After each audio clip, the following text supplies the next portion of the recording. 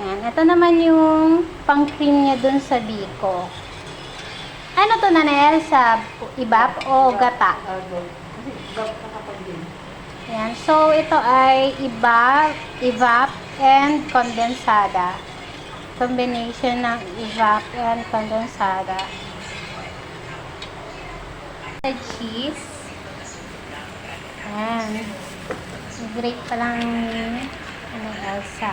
So, para daw lalong maging creamy ang ating biko, lalagyan niya yan. Ayan. Ayan po ang aming cook for today's video.